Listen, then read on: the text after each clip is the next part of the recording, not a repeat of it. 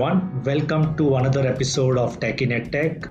We have a very interesting episode coming ahead. Before I introduce the guest, let me tell you, I met him at a conference, I think now a couple of months back.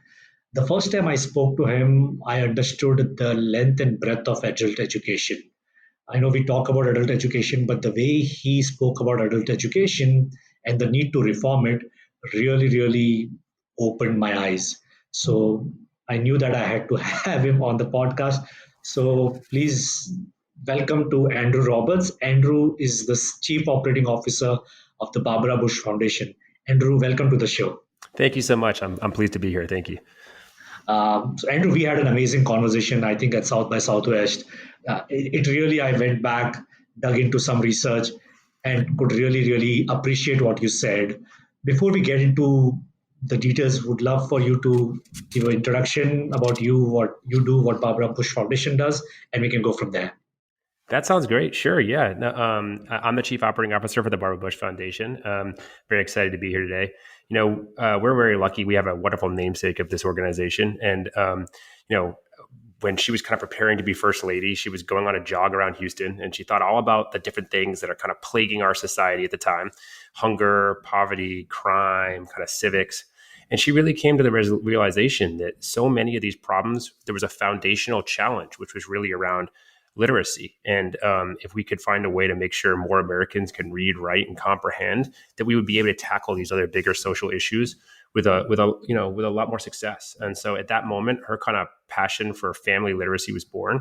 And our organization was started in 1989, just weeks after George Bush was inaugurated. She established our foundation, the Barbara Bush Foundation for Family Literacy. And since then, the foundation has kind of supported family literacy programs in all 50 states, District of Columbia, and changing a lot of lives in the process. Most recently, in the kind of last 3 or 4 years, we've been a little more focused on adult education, where we're really trying to solve the challenge of adults who can't read. So we're happy to be here today. Thank you. Thanks, Andrew. And I know we spoke about a few things. So how did you get into this space? If you could, what interested you when you joined Barbara Bush Foundation? What did you do before that? I'd love to hear some of that. Sure. Yeah. I actually started as an IT strategy and operations consultant, kind of working, standard kind of consulting firm. I worked with private sector, nonprofit, and different government clients. I did that for a number of years. After a little while, I kind of wanted to change. I was really seeking for a position that was a little more meaningful than just kind of dollars and cents and, revenue and margins. And I was very lucky to start and get an opportunity at AARP, which is the large nonprofit fighting for those in this country who are 50 and older. It's a wonderful organization. I worked there for almost a decade. The work was very meaningful, and I felt like I was able to apply my consulting work to this large nonprofit that was trying to tackle a lot of different social problems. They had been around for a long time, but they were pivoting, and they were really trying to figure out how to make a difference. And I felt like I was able to bring my consulting work over there, and I just got the complete, I got the bug for kind of nonprofit work. I just find myself much more motivated by taking on these social challenges rather than just revenue. Kind of after a decade at AARP and a number of different roles, including the working in the office of the COO and as vice president of strategy there, I left to join the Barbara Bush Foundation as their chief operating officer. Couple of reasons. One, I think the mission is just super important.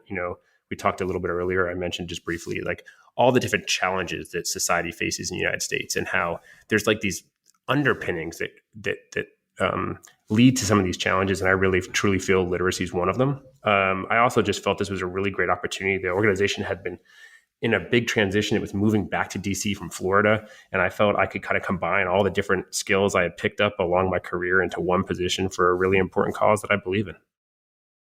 Yeah, no, that's something that's so interesting in the edtech space, right? I think we all work in different areas, but kind of united by the mission of education. One of the things what I love about my role is at the end of it, I'm helping somebody get educated in whatever shape and form that I can. And that digital learning for everyone, which is, by the way, our vision, is so compelling. So I see that, I'm just, when you mentioned that the reason why you joined and that passion, I can see that, and I see that in everybody in edtech. Most of them that I speak to kind of comes to edtech for that. There's all of other things, but the education in edtech is Well, what is so important. no, you're 100% right. And it's really moving when you see it in person. I remember ARP had a program called Experience Core, which had kind of older volunteers going into elementary schools to teach, first through third, fourth through fourth graders kind of who were struggling in reading. And this is before I was even with the Barbara Bush Foundation. But I remember being there at a site visit one day, watching this happen. And a mom came in and she saw her first grader reading, and she literally started to cry because she had struggled with literacy her whole life, right? And we'll talk about this a little more, I'm sure, in a little bit, but it tends to be a really multi-generational issue. Like, one of the biggest factors on the educational attainment of a child is the educational attainment of their mother, right? And it tends to be this multi-generational thing. And when you actually see the impact you can make with education in person, it tends to really stick with you and really kind of drive you to go forward. Yeah, and I completely relate to you. Just as a backdrop, so my parents are, both of them dropped off after like ninth grade. My father completed 10th grade, but they dropped out, and that kind of, they knew what they had missed out on, and so they made sure that I get educated and I study, and that just made me appreciate the whole education thing so much. And I'm just saying this because that generational thing that you spoke about is so relevant. It really depends on how you get it from your parents, or how that sometimes that also can lead to issues. So yeah, that's so super important. Yep. And I think the thing that I want to talk about adult education, I want to get into that. I want to start by talking about, you mentioned some statistics that actually got me so interested in this space. If you don't mind talking about how many, like what percentage of Americans can read at what, that was, I think, what really got me interested in this topic, and I went and read it. So do you want to talk about that? Like, what is the state of adult literacy right now? Sure. No, happy to do so. So, yeah, I mean, unfortunately, it's a little bit sobering. Today, there's 130 million Americans. That's about 54% of adults between the ages of 16 and 74 that lack proficiency in literacy. And, we don't typically talk about reading in adults this way, but that equates to about being below a sixth grade reading level. So if you think about that, that's, 54% of adults that are essentially reading below the sixth grade level. So what does that mean? A sixth grade level of reading, if you're below that, it probably means filling out job applications is a struggle. Voting is probably a struggle. Unfortunately, I've heard just horrible stories around prescription drugs and, kind of the labels on prescription medicines being confused. Most of the COVID guidance that was released by the CDC was significantly above that level. We estimate there's, 66 million or more Americans that really could not comprehend the guidance that was being given to them around COVID. So, it's a real struggle. It really stops these people from fully participating in society as, parents, workers, and citizens. And it's a lot of people. It's a lot more than I think most people probably imagine when you first talk about it. Yeah, and I want to pause at that moment because what happens is we somehow don't because I mean, I'm talking about me and you and a lot of other listeners. We somehow do not appreciate this. We kind of take things like okay, job application filling. It is so important. Like, imagine not being able to do that. Imagine not being able to understand COVID guidance. It's very difficult. It was very difficult for me to empathize with that because it just comes naturally to me because luckily I've had that education. But it is so important, and I do want people to appreciate that scale at which this could be a challenge. No, 100%. And it's also a collective challenge, right? Because, I think the statistic I saw was 53% of adults 25 and older who did not graduate from high school are not in the workforce. So think about that. You're talking about 53% of people, adults 25 and older, who did not graduate from high school, but like they're not in the workforce. What are we seeing right now? We're seeing all kinds of workforce issues, workforce challenges, people trying to hire. And so, right, it's hard to really, as you talked about, me and you, and a lot of people who are probably listening to this don't have this challenge, and it's hard. It's hidden sometimes because I think people who have this struggle of low literacy often there's a stigma around it. And they find ways to cope, or they find ways to to get things done through other ways, but it really does affect them on a day-to-day basis. Yeah. So that's this is a huge challenge. And after we spoke, I went back and I looked at things from a different lens, and I realized that sometimes it's hidden in plain sight. Uh, people that you think like would who probably are not able to understand some of those things, right? So I think that's just understanding and appreciating that scale is so important. And 54% is a huge number. So I think that's very relevant. So we understand those challenges now. There are a lot of the companies working in this space. Would love to hear on what is Barbara Bush Foundation's philosophy or principles in tackling some of this, and then how do you think technology can help solve some of these issues if it can, or it can enable the solutions. Sure. Yeah. So, Barbara Bush Foundation, again, we're a family literacy, so we do have quite a bit of programming for youth as well. But we have more recently really focused our efforts on adult programming. And again, before I get too far, I do want to say, we're largely talking about adult basic education here. We're not talking about kind of college level or graduate level programming. Our work is really focused kind of on that pre-GED level of literacy learning. I told you previously that 130 million adults lack proficiency in literacy. By our estimates, there's enough federal programming for about 2 million people. So if you think about that, Wow. at any given year, you're serving 2 million of the 130 million of potential audience that you're looking for. And for the most part, these learners are employed. They sometimes multiple low level jobs. They probably have kids. They have loved ones to care for. And there's a stigma involved with this, as we talked about. And so sometimes these in-person programming is tough, right? And we saw this even more so during the pandemic, because during the pandemic, all these in-person programs stopped, and the entire field had to kind of figure out a way to pivot. So even a pandemic aside, we at the Barbara Bush Foundation really feel that technology will have to be part of the solution if we're going to be able to make a dent in this, right? There's, as we just talked about, there's too many people being unserved, and the traditional learning process is effective, but it is very hard to scale. It is in person. It's time consuming, right? It's people going to a literacy center for 2 hours in the evening, and there's a lot of reasons why that's tough for someone to do if you're working and you have kids. So we feel very strongly that we have to kind of figure out a way to leverage technology or integrate technology, whether as a solution by itself or as a supplement to traditional learning, if we're really going to make a dent in this number. Yeah, and I think also the way you think technology will have to be different here. A lot of these people that you're talking about may not have the correct access. They may face challenges with bandwidth. So I think even when I think about technology, right, it will have to be designed in a way that can be used by people in different kind of environments. I know I'm guessing some of that, like that is what will have to happen to make this successful. I know you spoke about pandemic, but can you elaborate on that? What did you see happen because of COVID? Obviously education underwent a huge transformation, but what did you see in adult basic education? What changes did you see? Well, the pandemic, this is probably true for a lot of industries, I feel like, but it had a way of kind of finding the weak spot, finding the weakest link. And, you just mentioned it. Unfortunately, a lot of adults who are looking for this type of programming maybe don't have the digital literacy skills that were required to really participate when everything went remote. Yes, there's the physical issue of did they have laptops? Did they have high speed internet? There's all that, but there's a digital literacy component to this that is often overlooked.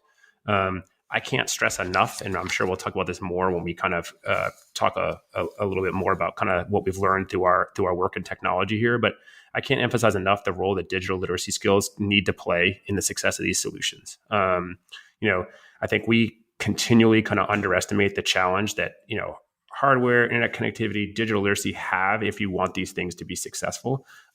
We have to make sure that we're making these solutions. They might be effective in a kind of a sterile kind of like scientific environment, but in the real world, people have to be able to get them to work, right? They have to be able to navigate to the thing. They have to be able to install it on their phone. They have to be able to make sure they can get through the initial kind of setup registration process to get to the content that's ultimately designed to help them. And so that became very apparent in the pandemic. That was where a lot of the kind of early work that was kind of taking these programs digital failed. It was really tough. And, when you had these in-person experiences, there was someone there who might or might not be able to help them get these things up and running. But when everyone was kind of forced remote, that was where a lot of people failed. Right. And, one of the questions that I had was, how can we help create that system of credentialing that will help organizations look at these jobs in a different way? Is there some thought on that? Like, how do you see this operate? Sure. I mean, I think, when we think about multi-credentialing in this space, I mostly think about the adult education teachers, and maybe we can come back to that one. But I think for the actual learners, it's important too. I mean, while they may not have kind of GED or college degrees, a lot of times they have a lot of life experience and a lot of professional experience, right? And so I think if we could figure out ways to create micro-credentials to demonstrate that knowledge that they have to potential employers, it could be a big deal for them to get more raises, more stable employment. We talked a little bit about, some of the challenges that people with low literacy face. To be honest with you, the average income of an adult, with the lowest levels of literacy is under the poverty line, right?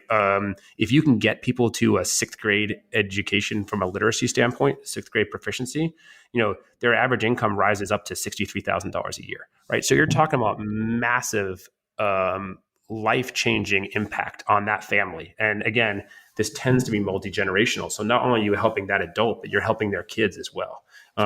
So it's very crucial that we can get this to work. And so I think micro-credentialing can play a role there, right? We've talked with organizations in the past, partners where we've been looking to kind of roll out literacy programming, and they've talked about, well, yes, obviously we want people to be able to read, but we also need to be able to use our scanners, and we need to be able to do these aspects of these jobs.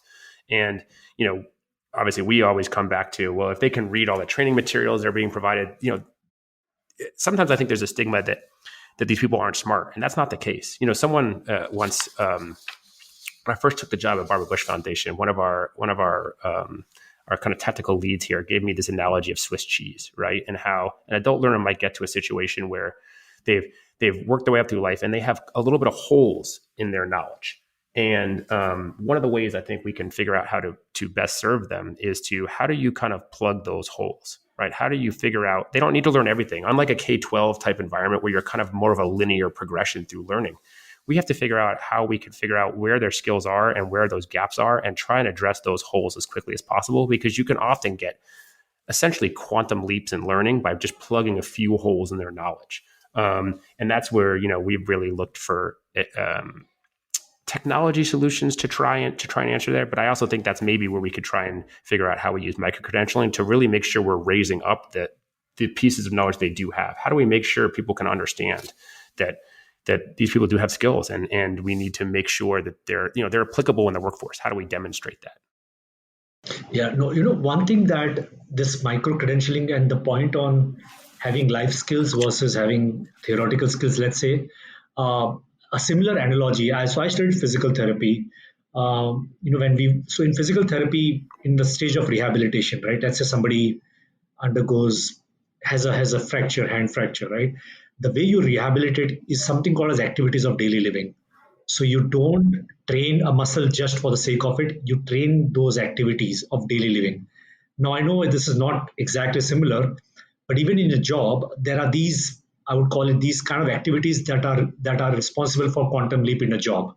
So rather than understanding a linear progression way of learning, can you be trained on those job related skills? That's basically skill based learning and credentialing on those rather than having a linear progression. My mind went back to that analogy, that learn the skills that will help you become independent, rather than learning something and not being able to apply it.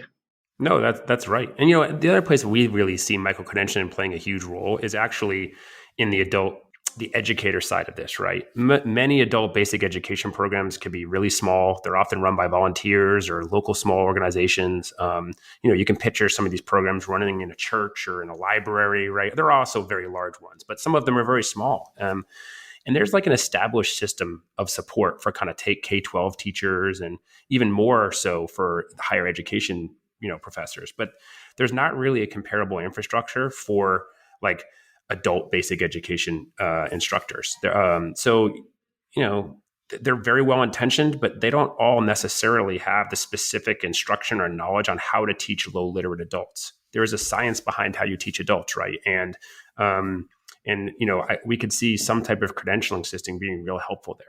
As part of we have a national action plan on adult literacy that was written in cooperation with a number of different organizations around the adult basic education space. And actually, it was launched in cooperation with Dr. Jill Biden back in October.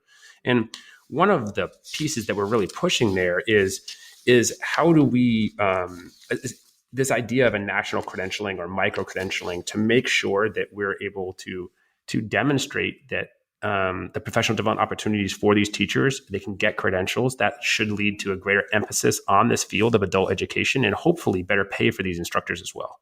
If you can actually demonstrate that you've been trained in how this works. And we think that will, kind of help lift all boats there. Yeah, and I think the other avenue, and again, would love to hear your thoughts on that, is also employers, right? A lot of these large employers have workforce, who are, whom if you upgrade, as you mentioned, right, upgrading 3 levels of literacy would improve their life, life outcomes by a huge percentage. What do you think a role of employer could be in this kind of an ecosystem? Sure. I mean, in fact, the numbers are staggering there too. I mean, if you could get all adults up to a 6th grade reading level, you're talking about 10% added to our GDP. That's $2.2 trillion. We did a Gallup's economic study in cooperation with Gallup. And like I said, $2.2 trillion. If you were able to move the majority of these adults we're talking about up to that kind of 6th grade reading level. That's huge. It's a huge amount of money, right? And these literacy skills would also like help fill these critical gaps in our workforce.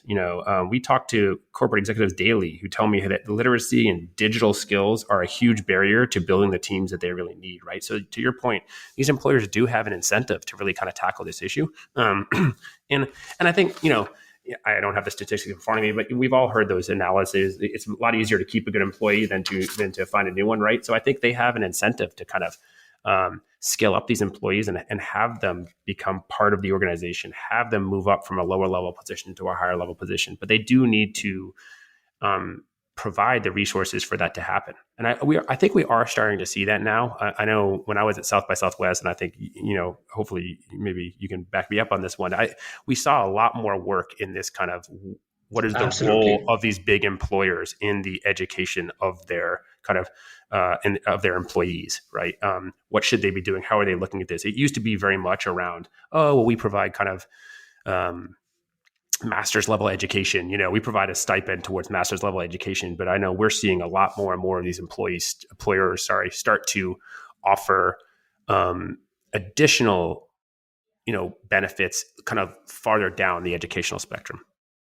Yeah, I think what I would say as far as workforce learning or employer education, one of the things that I've been seeing is initially, like back in the days, it was focused on, let's say, mid to senior leadership training, right? Executive education, as you would call it.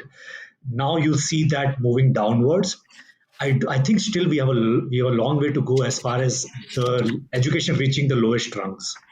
And I think that's what you're talking about as well. We're seeing Yeah. activity there, but I think there's a lot more that needs to be done for the education to be penetrated to that level. And I think that's where there's a scope and there's hope and opportunity. But right now, one of the things from the pandemic, right, as we see this kind of great resignation and we see this trouble with employers to hire, is there's probably more of an ROI there for them to do that now, right? Yep. That maybe didn't exist a few years ago, but I hope we continue to see it. Absolutely.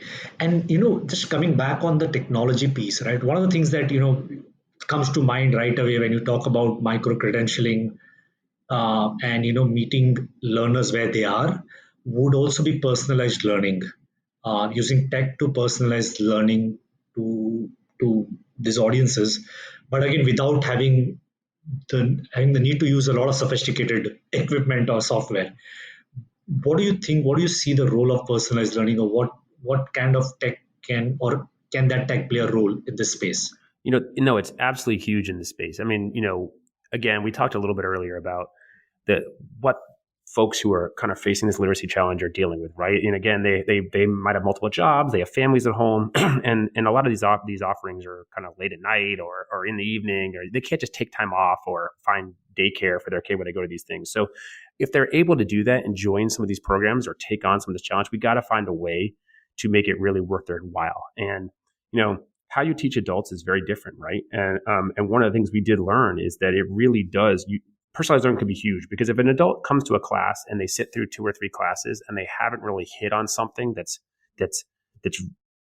really based for them, they're not going to continue to come, right? I think they have to see changes. They have to see the impact of this learning pretty soon after they start it. So, if we go back to that kind of Swiss cheese analogy, how can we use technology or assessments to really hone in on where are those holes in knowledge, and then focus our learning on that? We're actually working on a solution now, which is kind of a gaming app. It's a little bit of a takeoff on kind of like an Indiana Jones kind of adventure style game.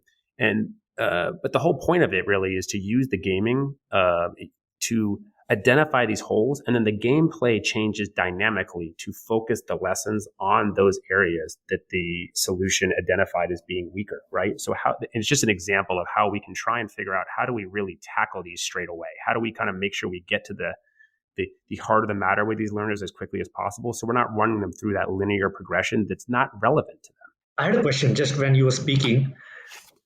We say that I have a 3-year-old. He's picking up languages as he goes, right? He's learning. We speak a language at home. He learns a language in school. They say that language learning becomes progressively difficult as you go ahead. Like at a later age, it becomes more and more difficult. Sure. Do you think that applies to all walks of life? Would it be more difficult to teach some concepts that were maybe easier, or is it just like a myth that those concepts are difficult in the later ages? Do concepts become progressively difficult, or not really?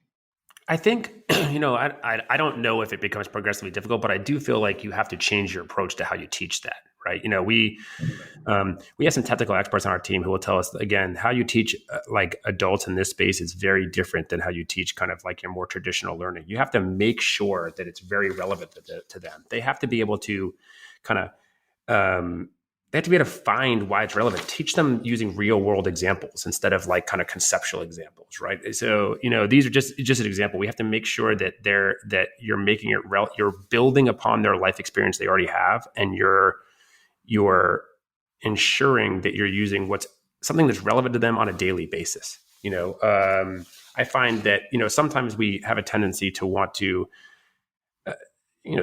to want to use the same products or the same approach that has worked in K-12 or even college for this audience, and it just doesn't work, because they're at a very different stage of life, and we have to make sure we're keeping that in mind as we attack it.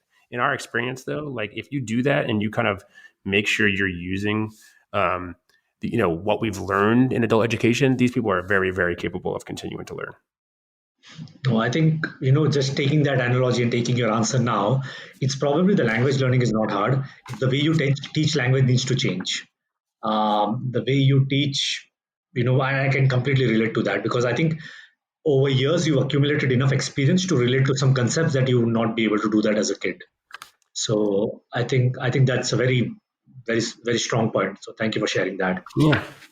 And I think so. This has been wonderful, right? The point that you brought in your last answer also was that the way you design learning products for this space is going to be very different from designing products for any other age group.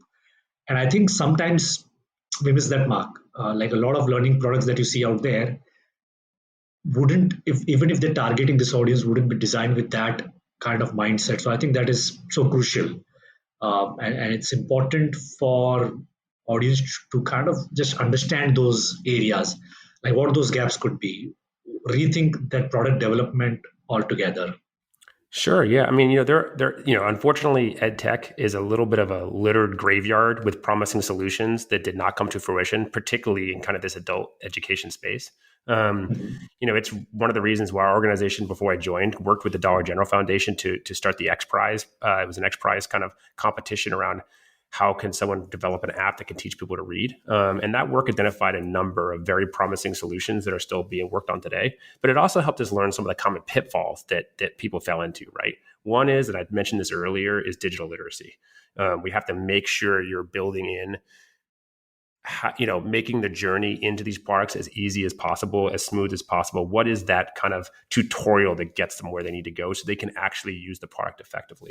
The other thing I think we've seen in education that sometimes is different from other tech areas is in the tech space, it's often fine to bring a product to market and then kind of continuously, iteratively improve it over time. And obviously, that's also fine in education. But the in education, the product that goes to market has to be good enough, right? It can't be you can't just bring something out and continue to build upon it. It has to be enough, it has to kind of have learning theory built in from the beginning. It must be effective and kind of show efficacy. It must have the audience in mind and be very usable for the audience, or otherwise the whole thing falls apart. It just doesn't work. Yeah. And so, in some spaces that's not true. You can kind of make big changes with an app and experiment. But in education, I think we as professionals have an obligation to make sure that what we're putting out does no harm, right? That it is, it has been piloted. It has gone through the usability studies it needs to go to, so that by the time it reaches actual learners, it has a real chance of success. And I think that's sometimes the disconnect that we see. That people want to get it to market, and we totally understand that. But in education, we have again a responsibility to make sure that it's meeting those basic needs before we do that. No, I think this point is so relevant, right? See, we at least here at Magic, we keep talking about product adoption. Yep. Product adoption is such an important metric, and especially so in learning, because if students do not adopt the product right away, chances are very low that they're going to come back to it. Yep. Because in any case, that product is going to challenge them. So any learning product out there is designed to challenge users because that's how you learn, that's how you grow. So if you don't get it right or reasonably right the first time, that in combination with the challenging piece will make the adoptions way more difficult. Yep. And then any iteration that you do is not going to help that cause. So I think you touched upon a very, very important topic there. This has been a great conversation, Andrew. I think learned a lot. I would want to just ask you, what do you see the future of this? I mean, it might seem like a niche space, but when you talk about those numbers of 54% and those numbers, it's not a niche space anymore. It has to be much more than that. So where do you see the trends of this? What do you see happening in the near future and in the long term? No, I mean, obviously, we're hoping that we can create a more focus on this audience segment for education, particularly in ed tech. Again, I think there's a lot of promise around this personalized learning. How can we make sure that these learners are getting served the information that really helps them, and not necessarily having to sit through a big, long progression of information that they already know? I think, the other thing, the promise for ed tech, I think in this space is, I mentioned earlier, but there's a stigma for adult learners who struggle with literacy. And I think one of the things that's nice is you can kind of de-identify or be anonymous if you're taking kind of ed tech solutions in this space. I think the adoption of micro lessons or asynchronous learning to really bring the learning to these people in a way that meets their needs, whether that be, in the evening before they go to bed, or on the bus on the way to work, or wherever it might be, right? I think this idea of kind of micro lessons, how do we kind of build content into very digestible small chunks that people can tackle when they have time? And I also think we need to make sure we're really ensuring that the content that's delivered is authentic, it's relevant, it has real life application.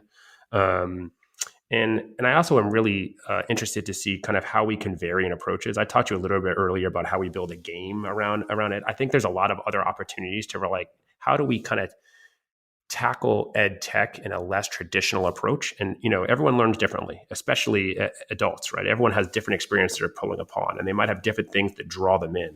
Ultimately, we have to kind of find a way to meet those people's needs. And so I think the more kind of different approaches we can have, we need to kind of test and see which ones work. And I'm excited to see how we can kind of push the boundaries on the different ways we can tackle education through technology in new ways. I know, we're even working recently on some stuff using the Microsoft HoloLens, which is like a kind of a mixed augmented reality approach. We have to find people to engage people, get people in, and everyone learns differently. So we have to figure out, we have to have enough different options on the menu that we can make sure we're meeting a lot of people's needs. Yeah, and I think very relevant points. I do want to touch upon the authenticity of the content or the learning. A lot of these, there are standards for different areas, like there is SEL standards. Do you think standardization or having standards in this space? I know there are professional learning standards. Do you see that emerging? Is there something already in place, or is that something that needs to be worked on? Creating those learning standards for this age group.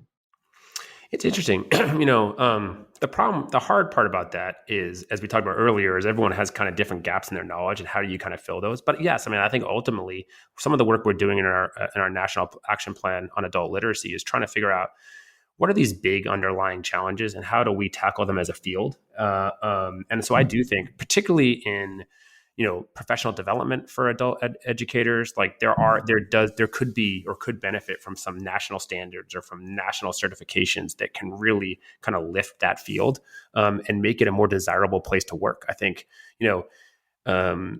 it tends to be kind of the step brother or sister of education, and that people can tend to want to go to K-12 or they go to college, and there's kind of this gap in the middle. And I do think we could benefit this field a lot if we could figure out how we can lift up the work they're doing and make sure that we're really calling attention to how important it is, and as well providing some standards on what adult education looks like, right?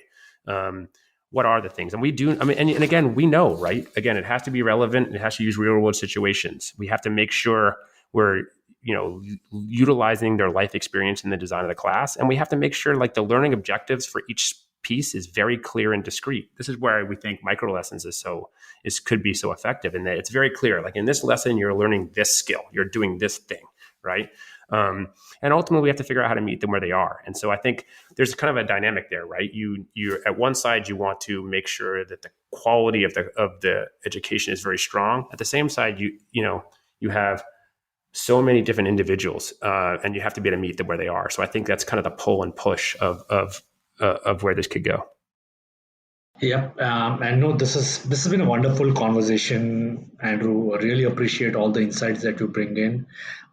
Before we end, any final, from my side, for the audience listening, if you take away nothing from this, I think just the awareness of this, this audience segment, the importance of adult basic education, digital literacy, I think just that awareness would be a huge takeaway from this. But yes, there is a lot of work going on, and hopefully more to come. But Andrew, any parting thoughts? No, I just want to say yes. I think that's it. The adult literacy challenge is much more prevalent problem than most people probably think. If you go to our website at barbarabush.org, we have a gap map, and it breaks down kind of the percentages and the measures, the data around literacy by zip code. Go there, type in your zip code. I think it's a little sobering, but I think you're going to realize that the challenge is probably a lot more widespread than you probably think. So please give that a go. And the only thing I'll just give a quick plug as well. We just released a new, I just talked earlier about how important kind of digital literacy is part of this experience. It is really critical in the success of all the programs we do. And we actually just launched a digital literacy guide in partnership with an organization called Digital Promise. This can also be found on our website. The guide's really more aimed at teachers who kind of need resources to help their students with digital literacy challenges. But I do think it would also be a great resource for developers or other people in the edtech space to look at, because it just kind of shows how you can tackle digital literacy and infuse it into your programming as a way that hopefully might kind of spark some ideas for people to make sure they're making their product very accessible. I'd love it. And I will put it in the show notes as well, so people have access to that. Thank you so much, Andrew. This has been a pleasure. Really appreciate your time and sharing your insights. Thank you. Thank you so much for having me. And it was great meeting you at South by Southwest. And thank you for this opportunity. Thanks, Andrew. Bye.